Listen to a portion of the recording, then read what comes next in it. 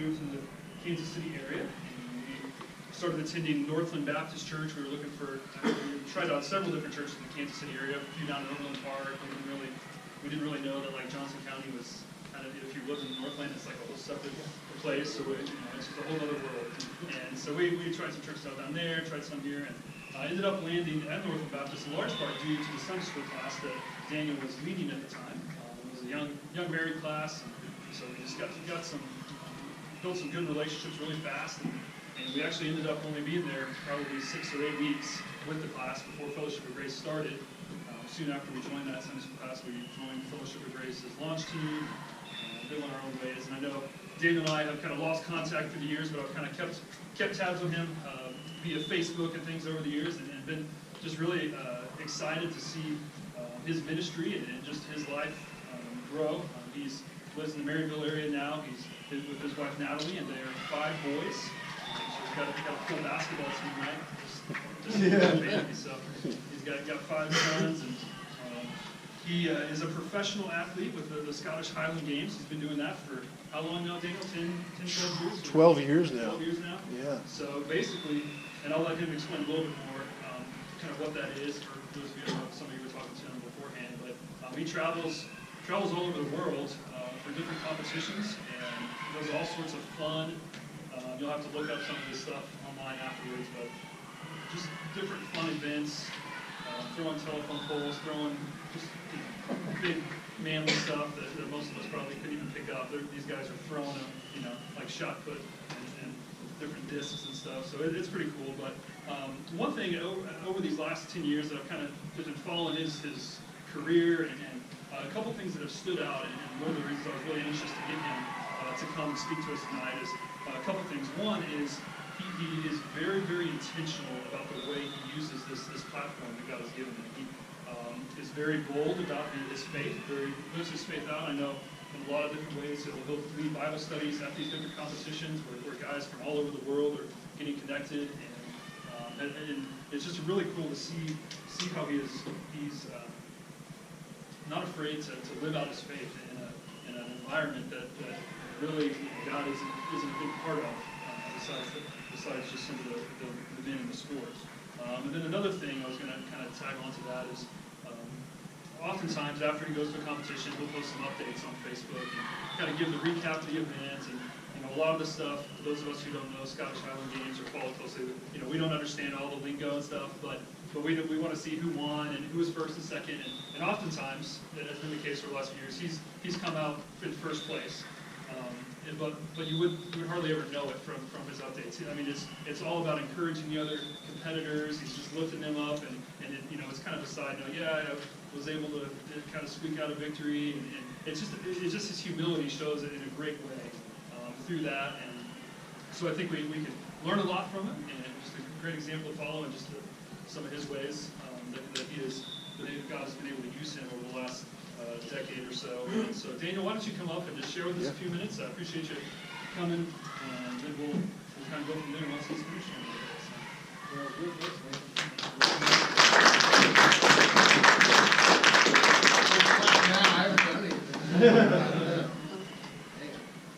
Awesome. It's great to be here. Awesome. I just kind of wanted to start out with, I'm kind of going to tell you a story. And one thing you're kind of going to learn when I talk to the men's group especially, I'm not the most polished speaker. I'm not going to give you these 3 points to exit with. I'm kind of just going to tell you my story. I'm kind of going to tell you how God's taken me through this amazing sport and through different areas of my life and why he's got me here now. So we're just going to hang out. Does that sound like good? Sounds good to me. Okay. So, kind of always been a bigger kid, right? Growing up, I was never the small guy. It's funny when people always ask me, they're like, so you're in college track, right? And I was like, yeah, I was a pole vaulter and steeplechase. And they just kind of look at me like, joking? Because I don't want to offend him. I'm not a pole vaulter, right? But one of the things I do for work too is I get to travel, right? Travel for Highland Games, get to travel the country and travel the world. One of the things I do for work too is travel some. And so one of the hardest parts about being a big dude is the airplanes. Right? I got some other big airplanes. Yeah. Big boys unite, right? And so those airplanes, right? One of the hardest parts is when you run in, especially I fly Delta quite a bit, fly Southwest when it's cheapest, and then Delta when I get regional stuff, right? And when you get on those regional jets, you ever been on a Delta regional jet? Yes. Yeah. Right? So, so you walk in and you do one of these, you're like, oh, and they're like, oh, hi, sir. Oh, my. Duck your head. I was like, yeah, I know, I'm used to it, right? So you kind of duck in and you get in there, and you start to get there, and it's like, the plane just kind of shifts, right? And you come down there, and the overhead compartments are like this narrow, and so you're dragging your shoulders down the whole aisle, right, to get to your seat. You know, and everyone's kind of doing one of these, like, man, I hope he's not 18 feet. I really don't want to sit by him, right? It's the two-seaters, right? Two on each side. I come down to my seat, right, and I finally get to my seat. It was a Friday. I was done with work for the week. I was headed home. It was going to be a great time, right? One of the things I like to do is, only on weekends, I enjoy a Dr. Pepper. Are any Dr. Pepper fans? Yeah, you know I like you guys. Right? I like a good Dr. Pepper. Only on weekends, though, because when I was in high school, I would overindulge in Dr. Pepper and saw some excess weight come on myself, right? So only on weekends, so it was great. It was perfect. It was great. Friday, I was going to enjoy this Dr. Pepper, right? So I'm sitting there, and they come by, and they're like, hey, here's your peanuts, sir. I'm like, great, these are good. Awesome, thanks. Do you have any more? Right? You know, it's like, that's it for peanuts. So I get my Dr. Pepper, and I'm sitting there. The guy next to me was already asleep. You know, he was out cold. Very small gentleman, so I felt kind of more roomy. But I'm still sitting there, right? A small regional jet. You're sitting there on the plane like this, right? You're like T-Rex in this seat. I've got my Dr. Pepper, and like, oh man, this is great, right? Just when I'm about to enjoy this Dr. Pepper, I look and I'm like, oh, look, Sky Mall. Everyone likes to look through Sky Mall, right? Maybe the gargoyle's on sale, you know, maybe I get a Lord of the Rings ring, or whatever is in the Sky Mall. So I do one of these, right? I reach in to grab the Sky Mall, and what happens? Boop. Dr. Pepper spills. I'd have been fine if it had spilled on me, but it didn't. It spilled on the guy next to me, right? It goes all over him, wakes him up because it's ice cold. Ah! He yells, right? And I'm like, oh, I'm so sorry, sir. I'm so sorry. He's like, what's going on? I was like, don't worry, I'll get you. And it's like, and he goes, bing, hits the stewardess, you know, the flight attendant button. I'm like, oh, man. Here we go. It's like, bing, bing, bing, bing. And everyone's like, what's going on? And I was like, don't worry, I'll get you some paper towels. And he's like, oh, whatever. So I get out. That's one of those things where you get out, and you're trying to go down the aisle, and it's like, oh yeah, this is Captain speaking. We have some unexpected turbulence going on in the back. You know, it's like, oh great, everyone's looking at me. I can't find any paper towels. I finally sit back down. I grab my jacket, the only thing I can think of, right? I grab my jacket. I went to the guy. I was like, here, I don't know. He's like, I'm fine. He goes back to sleep.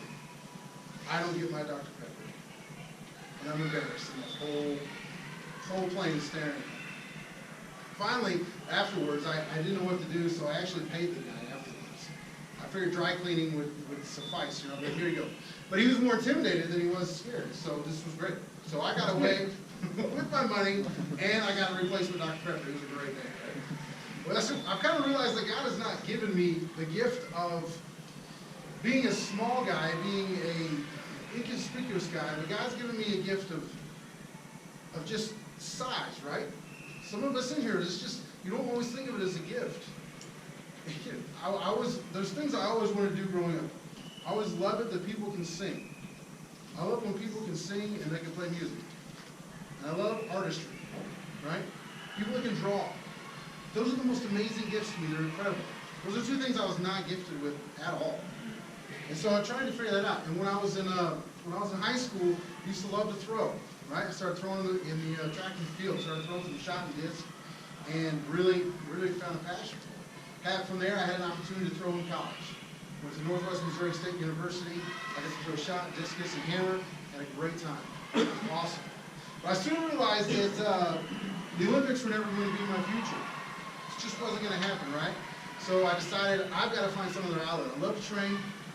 I'm not going to start running. Marathon, 5K, whatever. Respect you guys if you do it. Cycling. Any big dudes ever tried to get on a bike lately? How big are those seats? Yeah, they're not. They hurt, right? And then you flatten the tires and just everything. So what am I going to do, right? What am I going to do with myself? I want to do something. I was staying up late in college. Probably I was studying. Sure, I was studying super hard for classes and stuff.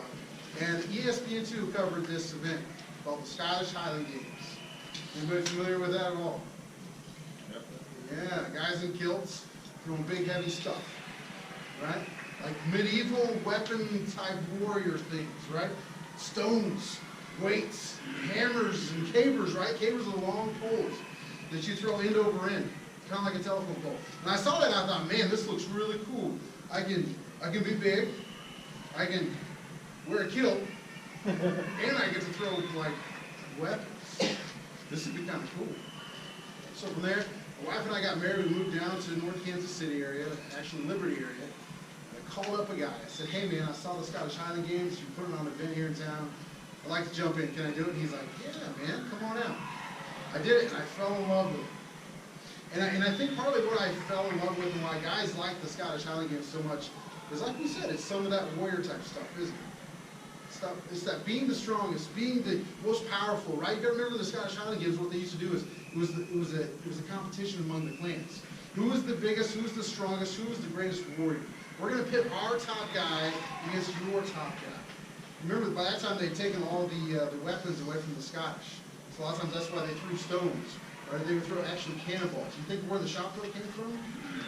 From Scotland, right? The Scottish would throw cannonballs, right? Because they had a bunch of them in the fields.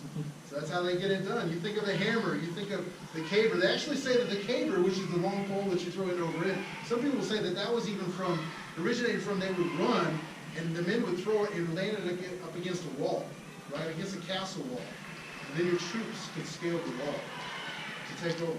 Some people say it was like loggers would throw them in the water, which is cool, but it's way cooler if you're throwing at castles, right?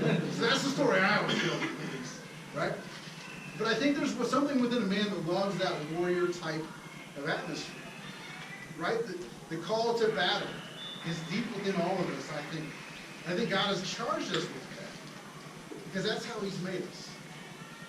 To fight battles. It's to fight with courage, to charge and run on the battlefield. And it's kind of hard to really talk about that unless you talk about David, right? He even said, Derek already said, a man after God's own heart.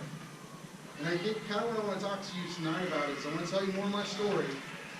But I kind of want to talk about how David intertwines them. So let's look at David and Goliath, right? And I know what you guys are thinking. That's a story you've heard a million times. And I understand that. We're not going to get into just the basics of it. I want us to look at it a different way than maybe you have before, right? So if you know David and Goliath, right? So David is a younger man, and he comes up to the battlefield. He's taking some food to his brothers, right? And what does he see? He sees Goliath come out, and what's he doing every day? This is the part where you guys talk. He's talking to the Israelites, isn't he? 40 days, he comes out. He says, I'm the man. Choose you a man, let's fight. If I win, y'all are our servants. If you win, which you won't, we'll be your servants, right? And Goliath was a giant. Dude was almost 10 foot tall. He was a monster. He was a beast, right? We could go down all the different things he had in his armor that was just crazy. But he was just a beast, right? When he come out, everyone was what? They're terrified of this guy. Terrified of this guy. So David comes up, who's not part of the army. He jumps out and he's like, man, this dude's bad news. He's talking bad about God's army, and I can't stand it. I got to do something about this. I'm going to go fight. And his brother's thinking, you're an idiot. You're stupid. Go back to your sheep, bro. It's time to move on. He's like, no, I'm going. Well, Saul, the king, at the time hears about it. He's going to let him do it, right? He didn't want to let him do it. He finally lets him do it. So David goes out to Goliath with, you guys remember? 3 stones. 5 stones. Goes out with 5 smooth stones. Smooth stones, right? And I think one thing we've got to remember is, I think when we read the story, sometimes we think that David was just the shepherd that got a lucky shot on Goliath, right? With a smooth stone. I think sometimes we think of it like this. Oh, look, just a little rock, right? But you've got to go back through some of the archaeological digs. Do you know that back, if you do some, we wouldn't, but others have done it. Archaeological digs in the Roman Empire, and these slingers, they were called. They were actual battalions of slingers, right? So what they would do is, these rocks were the sizes of like pool balls, or sometimes tennis balls. And they were smooth rocks for accuracy. and for just damage, right? They would damage the enemy. So they actually in the Roman also text would say that the archers, it was recommended that they would shoot targets at 200 yards. But the slingers would shoot at targets 440 yards. Do we have any hunters in here? Are you guys comfortable taking a 440 yard shot with your high-powered rifle? I hope you maybe probably not, right? Unless you're a high-end guy. You're probably not going to take that shot. Can you imagine a cue ball flying 440 yards at you? Right? So I mean, we've got to remember that this is actual skilled and purposeful type of war. Is a slinger. And I always thought it would be really cool if someday I started my own Christian university, or Christian school, we'd be like the cavalry slingers. Wouldn't that be awesome? That'd be a really cool dude, right? Slingers. Who are the slingers? Well, let me go ahead and read about you in 1 Samuel 17. That's a slinger, right? So he comes out to battle. And you got to remember that David is doing this as a shepherd, right? So he comes to the battle. I'll pick you up from there. We're going to be in 1 Samuel 17. And it came to pass, when the Philistine arose and came and drew nigh to meet David, that David hasted and ran toward the army to meet the Philistine. And David put his hand in his bag and took thence a stone and slang it and smote the Philistine in his forehead, that the stone sank into his forehead, and he fell upon the face of the earth. So David prevailed over the Philistine with a sling and a stone, and smote the Philistine, and slew him, but there was no sword in the hand of David. And one thing you realize when you talk about this is that it happens so fast in these verses. But it's an amazing, powerful instance of God's glory, of God having victory. Right? God's total victory. So we'll pick it up from there. When he goes, he says, therefore David ran and stood upon the Philistine. And I think we sometimes forget this part of the story because it's gruesome. We always talk gruesome, but here it is. He took a sword, drew it out of the sheath, therefore, and slew him and cut off his head. Therewith, and when the Philistines saw the champion was dead, they fled. And the men of Israel and Judah arose and shouted and pursued the Philistines until thou came to the valley, the gates of Ekron, and the wounded of the Philistines fell down by the way to the Sherim, even unto Gath and unto Ekron. We'll read that again. And the men of Israel and Judah arose and shouted and pursued the Philistines. And what I love this story, and what I want to highlight in this, guys, is can you imagine, can you see the moment of victory in this? You see the moment of victory, you see the hearts of the men change. You see the hearts of those men change from the fear, from the timidity, from the sheer terror of Goliath. And things change. And it changed because of one man.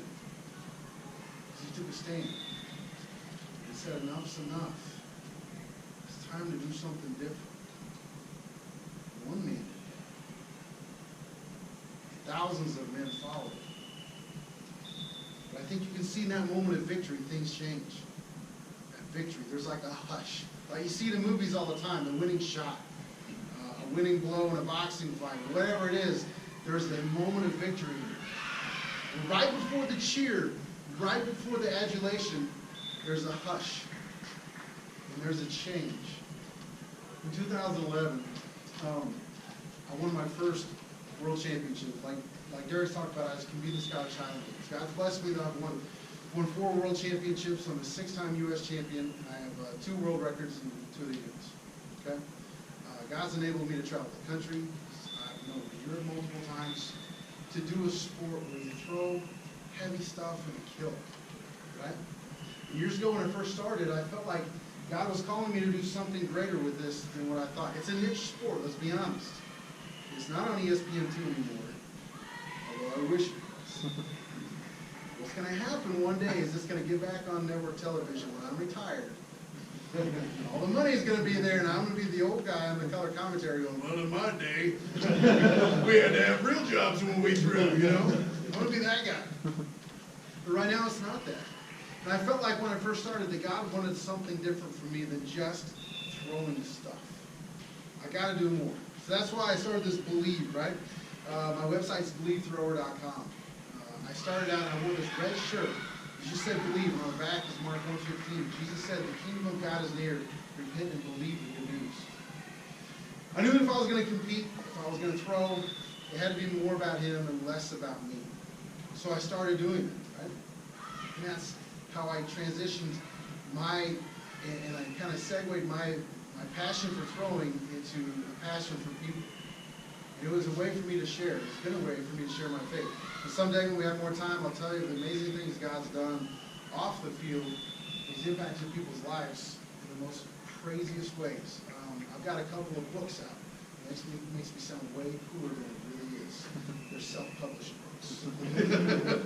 So I stick them in the envelope from my house and mail them, okay? That's how minuscule this is. But this last year I had a guy get saved from that book. And in the back of the book I have my True Victory page, which is the ABCs of coming to be Christian. He read the book, I have two books. I have a book of funny stories of big dudes, just real life experiences, then I have a training book, just a training book. And he read that. He sent me a message, he said, Daniel, man, I got saved from your book. And I'm like, you gotta be kidding me. That stupid thing that only my mom and my grandma bought? Yeah. But God does amazing things. It's those little things. So that's just background to say, in 2011, I won my first world championships. It was hosted that year in New Hampshire. And it's really cool out in Loon Mountain, New Hampshire. We compete on this hillside of this ski resort. Right? So the only time I've ever been on a ski hill, which doesn't surprise you, I'm not a skier. So it comes down and it kind of planes out, right? And then goes to the lodge right there. And it's an awesome atmosphere. Thousands of people sit along this hillside and watch. And I just won I was just coming to the very end of the last event, which at that day was the 20-pound weight for distance. And I knew going into it, I was like, okay, I have an X point lead on this guy in second place. If I stay 4 spots behind him, at the very least I've won. Then, you kind of that conflict, you're like, no, don't think about that, go to win. Yeah, but if you take it, no, you can't do that, right? So I'm arguing myself, and I was like, just go throw a bomb, man. Just go throw a bomb, right? So I'm sitting on the hillside. It was over. It was done. The crowd was just filling out. I just won my first world championship. I'm sitting there, and then that's that hush moment I'm talking about in the victory. I'm sitting there, and the gentleman in front of me is Harrison Bailey, third. He was a thrower that I looked up to, and I really respected through the years, somebody who came before me, right, and threw far distances. And he turns around, he slaps me on the leg, he's like, hey man, you're a world champion, congratulations. I remember sitting there in that hush, right, that we just talked about. When David conquers Goliath and everyone's watching, there's that hush, there's that moment of victory when you realize you've won this. And things change, right? It's that instance. So I want you to remember, things change, and things change for me from there. And just seeing God open doors in ministry and the things that He can do, just from that little niche sport, right? But we see in here where David changed the hearts of those men, just in that instant, just that little switch, where you see they go from like, man, David's dead. This is going to be starting. Who's this guy that think he can beat Goliath? To holy cow, he just chopped his head off. It's time to go, right? They stand up, they shout. They don't always tell you that part in Sunday school. Chopping the head off. I love the picture, an artist's depiction of him holding the huge head by the hair. It's pretty fun. Anyways, again, that's not the coloring book version. David and Goliath, but right. But that's that little instance where he changed, and that's the moment of victory, where one man changed the hearts of all those men. So let me pick it up from there for you. Let me put it away. And the children of Israel returned from chasing after the Philistines, and they spoiled their tents. And David took the head of the Philistine and brought it to Jerusalem, but he put his armor in his tent. See, I think what we've got to realize, guys, is you've got to remember where Saul's coming from. Saul was the king at that time, right? Saul was the first king of Israel. Do you guys remember how he was chosen? Do you remember what happened? God said to Samuel, that's the guy I want. I can't find him, God. Where is he? Oh, wait, he's hiding. Saul, here's your leader, the first king of Israel, and he's hiding from his responsibilities. He's hiding from even becoming the king. So that's what he's started his leadership on. He's hiding. He's scared. So I'm telling you this. If we don't step up Guys, if we don't step up and be the leaders, if we don't step up and be the men God's called us to be, what happens? You find somebody else, don't you? People follow somebody else. They're going to look for that leadership in our schools. They're going to look for that leadership in the media. They're going to look for that leadership in their friends, co-workers, whoever it may be. But it's not going to be you. And honestly, guys, I think that's where our society's problems are right now. Because we have too low a percentage of men that are willing to stand up and lead their families. To stand up and lead their wives. To stand up and lead their kids. To stand up and lead their jobs. We're too scared. I don't know what it is. We're just too afraid to sit there and let somebody else lead. Let somebody else do it. I always tell people when I talk to them, and they say, I'm not a leader. I don't have those qualities. I'm not a leader. I don't want to be a leader. I don't do that. They'll say, I ask them this, how many people, when I ask you this, how many people does it take for you to be a leader? How many people need to be following you for you to be a leader? Just one, right? That could be your son, that could be your daughter, your wife, that could be at work. We're all leaders. God's made us all leaders. Maybe you're a coach, maybe you're a teacher. Do you not understand or realize the leadership opportunities we have before us? And that's where I think our problem is, guys, honestly, is our kids, our wives, our co-workers are looking for leadership in all the wrong places. Because if we don't fill that role, someone else will, and they'll find it from somebody else. That's bad on our part. I see it. I've seen it for years. Like Derek said, I've been had the opportunity to speak, to teach in Mary's class for years.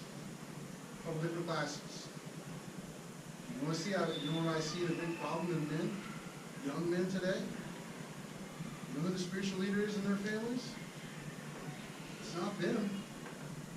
They're the ones coming into class, sitting on their hands, slouching down, don't care to be there. The wives speak up all the time. The guys don't say a word. They're there and they're gone. I know if they're like that in public, they're like that at home too. I've even heard it from so many women in the class talking to my wife. Even from them telling me, I wish my husband would be a spiritual leader. I wish my guy would stand up and lead his family. And it's completely opposite, guys, of what the media and what secular friends and family are telling us today. I'll just tell you that challenge, because we're being told that women don't want a man that's a leader. You don't want a man that's willing to stand up and to lead, to make direction. Doggone it, guys, I tell you they are. There's women broken in our churches right now because their men will not step up, will not stand up, will not provide direction. They're hurting. We've got to be there. We've got to be there for our families, guys. We've got to be that. But it's got to be an everyday type of thing, doesn't it? It can't be a one-time. It can't be a one-time thing. It can't just be something that comes and goes.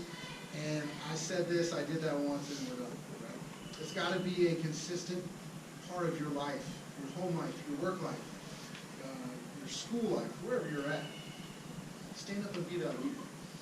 In 2015, I'm going to tell you a wrist wrap story. 2015, I was gearing up for World Championships. These were being held in Bresswood. I don't know. They're in France. They're in France, right? It was an awesome venue. It was a 1,000-year-old castle, right? So we're throwing in the courtyard of a 1,000-year-old castle. There's 7,000 to 8,000 French on the hillside cheering for us. It was amazing. It was an incredible experience. They actually had, in this sport, if you remember this, they actually had cameras and they had a couple of jumbotrons. It's freaking out, right? We made it, guys. We're here. We're kind of a big deal here. I love France, right? Vive la France. I said that all the time. That's the only thing I could ever say in French. But It was a great experience.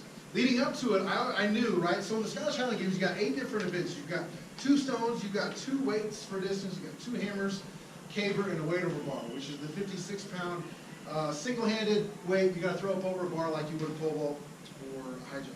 That's the closest I ever got to those 2 events, high jump and pole vault. Was throwing things over the poles and not me over the pole.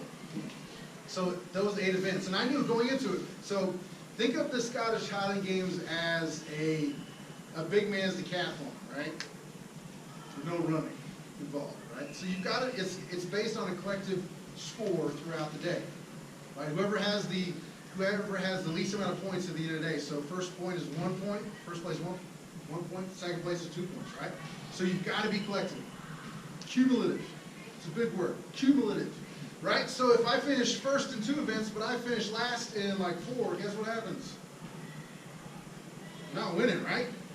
So pretty much you know that when you go into a Scottish Highland Games event, especially a World Championship, if you finish out of the top 3 in any event, you're probably sunk if you want to make it first. You still got a chance for podium, but to be the overall champion, you really can't finish out of the top 3, right? So going into it, I knew, okay, I'm going to strategize this year. I've fallen short. I was the world champion in 2011. I lost in 2012. I finished second in 12. 13 I won. 14 I finished second by it was a quarter of an inch in the last event. It was really slow something. Want to bring it up? We'll go outside. Right? So I strategized and I planned because you've got to know if I'm going to win the overall, I have to do these things right. So my 2 Achilles heels. Every guy has his events that aren't that great. Mine has been the open stone the last few years, which is kind of like the shot. When I first started on the Scottish Highland Games, I was like, I won the stone all the time. I went like 3 years where I never lost the Braemar stone, which is just a standing stone throw, right? I was a shot putter. Lo and behold, as soon as I turned pro, all these guys coming out of the woodwork that are a bunch of shot putters who were way better than me in college. Now they decided they're going to throw the Scottish Highland Games. I'm like, great. So now I'm not a very good stone thrower because you all were the Polish national junior champion in the shot put, and you were a Commonwealth Games competitor in the shot put for England. I mean, like, you had all these guys, right? All the D1 throwers and everything. So they're throwing stone really well. So I realized I got to improve my stone this year. I got to come out day 1. We're going to throw the open stone. I'm gonna throw a bomb, man. I'm throwing a bomb day 1, and we're going to make this happen. It's going to be awesome. I'm gonna put everybody on notice, and we're going to just roll straight through the weekend. So I'm working on my stone, trying to improve it. And I'll go ahead and show you something from throwing all these years, over 20 years of throwing a shot put or a stone. My wrist mobility, if anybody here is in the medical profession, I'll go ahead and show you. How's that right wrist look? Does it look like the other one? I'll go ahead and warn you, this is bad right here. That one's really bad. Look at that, right? So I have little to no flexion left, right? It's going to be great when I'm older right here. The wrist is going to feel really good when I'm older, right? It's just thousands and thousands of throws of this, right? It's just kind of what it's at. Just what it does. So how I always wrap my wrist for all these years is I would wrap my wrist and I would try to keep it nice and flexed back so that I could bring the stone and I could tuck it right here, right? While I was training, I was getting ready. I was about 2 weeks out from leaving for France, and I'm like, man, my stone still not quite where it wants to be. A buddy of mine says, hey man, show me how you wrap your wrist. So I wrap my wrist. He's like, hey, you realize you're kind of doing that wrong. I was like, what? It's going for years, man. What are you talking about? He's like, no. So I would, because I don't have that mobility, right? I would lock it back here. Well, he says, you need to wrap it this way. So he described to me, hold your wrist down, you wrap it the right way. You wrap it with it down. It will create this spring, right? So when you get that stone in there, it's really going to cock it back and it's going to be spring loaded. So when you throw, boom, it's just going to really pop off that wrist. You're going to get a flick. And I was like, wow, that makes a lot of sense. I should try that. So I went out, again, 2 weeks out. I trained a whole year for this, or multiple years. 2 weeks out, time to change the ball game, right? No. So I go out, I'm like, okay, cool, I'm going to try this out, right? So I do this new wrap. and I go to throw it, boom, I lose it out the right side, just because I can't hang on to it. That was bad. Well, I must have messed something up, so pull it back. Go through it again, and I just, boom, I just line it up. It just sails. And I'm like, holy cow, look out, boys, McKim's coming to France loaded, brother. We're going to make it happen, right? I was like, oh, man, I'm going to do that again. Another practice throw, it's out the right side. I was like, oh, man, I missed that one. Another practice throw, out the right side, oh, man. And then, just hit it, line up, and it sails. And I'm like, man, I'm good. This is awesome. I got this thing ready. We're going to make this happen. So I go into France, first event, open stone, I'm locked and loaded, right? My new wrist wrap. I got my new wrist wrap. I'm going to make this happen. I know how to wrap my wrist now. And I'm looking around like, you guys are in for it. Because you think I'm bad at this event. The kids learned something over the year. We're going to make this happen. So, crowds behind us. The announcers saying a bunch of things in French I don't understand. Intermittent with Dan McKim. And I was like, oh, he's talking about me. You know, hey. So we go throw, first throw. I line it up. I go and hit the finish. What happens? Out the right side. Oh boy. You only get 3 throws, right? You get 3 throws. Okay, all right, McKim. Well, you wasted that one.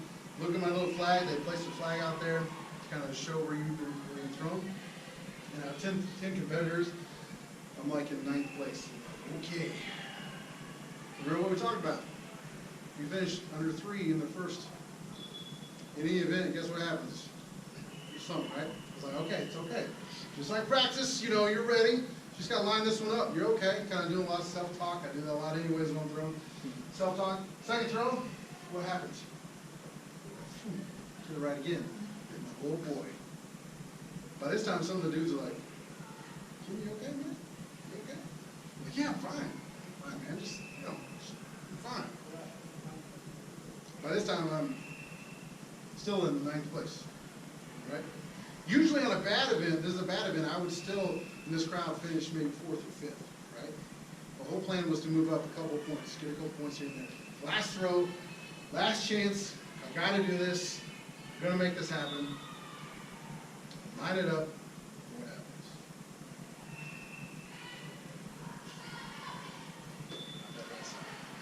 8th place.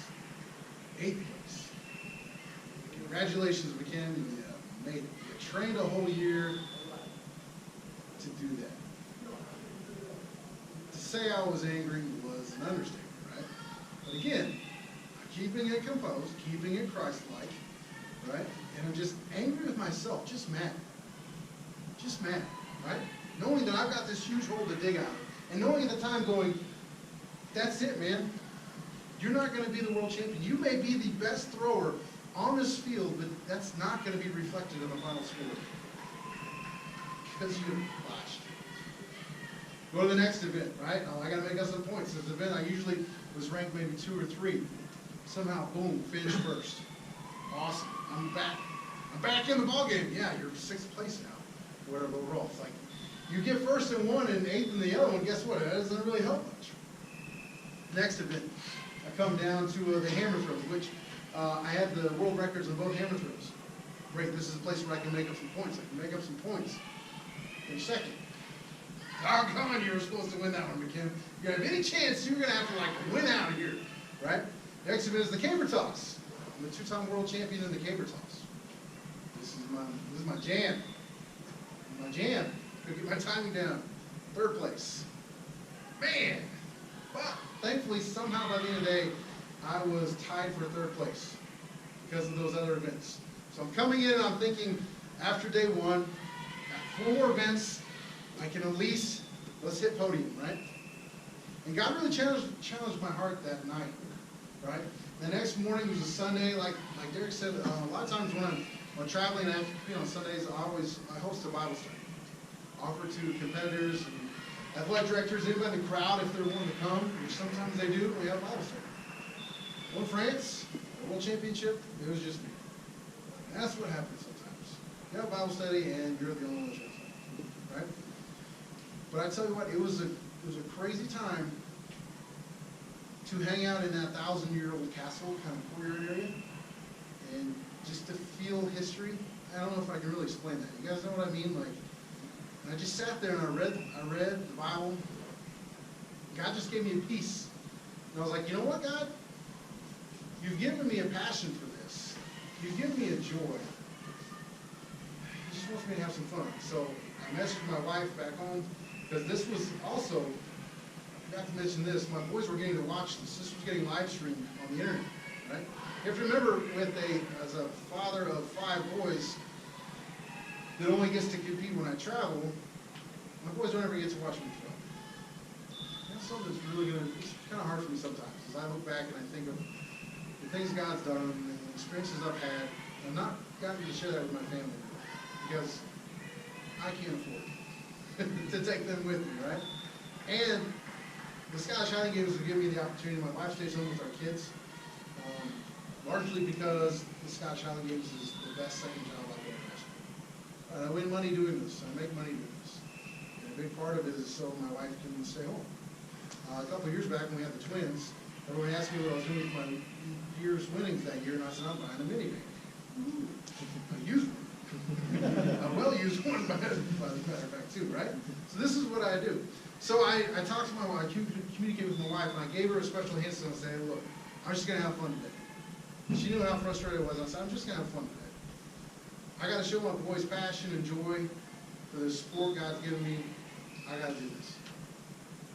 So it was every time I held up a 5. Like they'd call my name, or after a throw, I was putting my hand up at 5. And I was just singing with my 5 boys. Dad loves you. Dad's proud of you. Dad misses you. Every time I threw, every time they said my name, I'd do one of these out to the camera because I knew they were watching. She would send me pictures of them sitting in the living room watching on TV.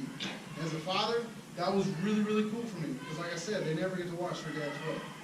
So I knew, gotta have joy. The boys are watching. No matter how you throw today, just go have some fun, so show some joy. So we started out with the Braemar stone, which is that standing stone throw, right? So, okay. Here you go, McCabe, you're tied for 3rd. You're in shooting distance of making this happen. If you pull off the greatest comeback in recent history, right, of a world championship. If you can do it, you're gonna have to do it in the Braemar stone, which is that just standing stone, just press, right? So I come up, go up to my stone, I'm like, okay, here we go. Pull out my wrist wrap, what do? Right back to my new wrap. I had a wrap it new, man, I was throwing bombs those couple days of practices I did. First throw, Braemar stone, what happens? Off to the right. It's okay. And this time everyone's like, dude, the old guy's like, dude, what is your problem? Like, what are you doing? I was like, I don't know what I'm doing. Leave me alone. Hey guys. I'm fine, hey. And then I was like, and I just felt like, you know what? I'm just gonna go back to what I was doing. Just go back to what I was doing. So I was like, fine. So I wrapped it my old way, got in for my second throw, and then what happened? Rock crushed. Just crushed. Moved up. Well, normally would finish 4th or 5th in that event, I moved up into 2nd and 3rd. Oh, hit it. And everyone's like, oh, damn, Kim's back, right? And I knew, I was like, oh. You tried to do something, Kim, that you hadn't won. You know what I mean? You hadn't accomplished something. You hadn't taken victory over something. It happened a couple times. I thought I had won it. You know what I mean? I thought I had owned that new technique, that new form, but I hadn't. So, long story short, came down to the last event. Dude and I were tied in the last event. By this time it was pouring down rain. Just torrential downpour, and all the people were gone. French didn't stick around for us to watch. But it was just you standing in the rain, right? It was the weight over bar. And it's just the 56-pound woman up over. Right, he and I are tied going to the last event, so whoever goes the highest wins. And it came down, last throw, last pull, and I pulled as hard as I could. Cleared that, and I won. World champion. Somehow, by the grace of God, made that comeback. But it almost didn't happen, and it shouldn't have happened. Because I thought I had victory over something in my life that I didn't. I thought because I had wrapped this wrist a couple of times, I'd somehow owned it, right? I hadn't earned it. I hadn't earned the right to use that new technique, to use that when I was going to be great. And I think it comes back and it's a lot like our leadership, guys. If that's anything you get out of me from tonight, is the leadership factor. Spending a couple of days, spending a day, or telling the people at work, or your kids, or kids you coach, wife, leading them one instance isn't going to make it happen. It's got to be a drastic change. It's got to be so that the people around you are like the Israelites when David won. When the whole heart of that army changed. And the whole future of that country changed. In that instant. Because one man took a chance. One man stood up. It goes on to tell the rest of the story. It says, when Saul saw David go forth against the Philistine, he said unto Abner, the captain of the host, Abner, whose son is this youth? And Abner said, as thy soul liveth, O king, I cannot tell you. In other words, what that means is like, hey, that must be a new recruit, right? That guy's one tough dude. He's brave. He's strong.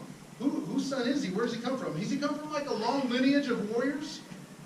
No, I don't even know who he is, king. I don't know who that guy is. I can't tell you whose son he is. The king said, inquire thou, son of the stripling is. As David returned from the slaughter of the Philistine, in other words, they don't tell you in Sunday school, slaughter, Abner took him, brought him before Saul with the head of the Philistine in his hand, which is also awesome. Like, yo, what's up, king? It's like, he's just a guy like this right there, you know? You need me? And Saul said to him, whose son art thou, thou young man? And David answered, I am the son of thy servant Jesse, the Bethlehem. Whose son are you?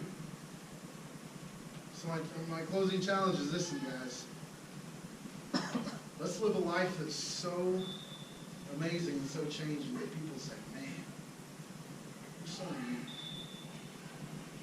Who do you belong to? My dad, I love my dad. He's an amazing man. He's very, very passionate about his sons. My brother was in 8th grade. He's a couple years older than me. My dad has a very big, booming voice. He's a bigger dude. He sings a mean bass line. We also played the clarinet in high school. we remind him of that sometimes. Well, Dad, you played the clarinet. He's like, hey, it was cool back in the day. And I was like, sure it was, Dad. No, but he's a big, booming voice. So my brother was in 8th grade basketball, right? My dad was the king of yelling things like, move, move, get the ball, yeah, yeah. He was never condescending. My dad's not a condescending guy. He's very encouraging, he's very uplifting, but he's very loud, right? So everyone in the stands is like, oh, there's Pastor Paul again, yeah. And he's like, oh, boys, good job, boys. He's always yelling, right? My brother was having an awesome game. This is 8th grade, remind you, right? He's having an awesome game, hits a bucket. My dad stands up and he yells, that's my boy! And the whole gym freezes and looks at him. I'm like, oh boy. And my dad catches himself like, what in the world did I just do, right? And from there, he's still loud, but he didn't yell, that's my boy like that. But in that instance, you have a proud dad, a son. Let him know. I challenge you this, guys. Are you living a life of leadership to where you make God stand up and yell? That's my boy. We're not leading that life of leadership. Our friends, our family, our kids, our life, they're going to look at us for our lives. That's my boy. God, I thank you for these men, Lord. I thank you for their heart. God, I pray for a renewing and a awakening, God, of the men in our society, Lord, that, God, we would grab the leadership reins that are in society, God, and that we would take charge. Lord, you've given us a passion, you've given us a desire, Lord, you've given us a battlefield to conquer. God, let us do that. Lord, let us take hold of the opportunities you've given us, God. Let us be strong men of faith. Let us be strong men for you, God. Lord, we would quit sitting on the sidelines and watching other people lead our families. Other people point direction into the lives of our sons and daughters, our co-workers, and our families, God. Lord, if we're going to heal this nation, God, it's going to be through you. You alone, Lord. Let it start with the men. Let it start with the men of this country, God. Let it start with the men in this room. But God, you would so embolden us, that you would so challenge us, God, to reach those around us, God. Lord, I pray a special blessing on these men. Lord, that they would lead. God, that they would lead courageously. In your name I pray.